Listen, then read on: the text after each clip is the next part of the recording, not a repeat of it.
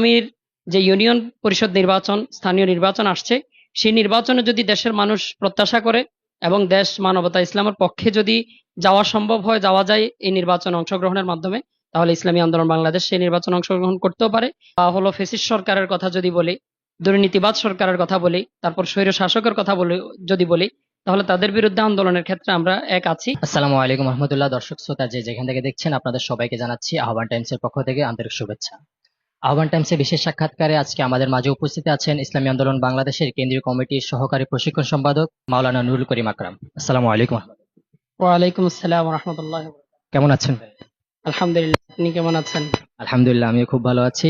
আমি আপনার কাছে প্রথমে শুরু করতে চাই, আপনি ইসলামী আন্দোলন বাংলাদেশে বর্তমান কেন্দ্রীয় কমিটিতে আছেন, আপনি ইসলামী ছাত্র আন্দোলন বাংলাদেশের কেন্দ্রীয় সভাপতির দায়িত্ব পালন করেছেন। ছাত্র রাজনীতি করার পরে এখন ইসলামী আন্দোলনের জাতীয় রাজনীতিতে আপনার অনুভূতি কেমন? আলহামদুলিল্লাহ, আপনাদেরকে ধন্যবাদ।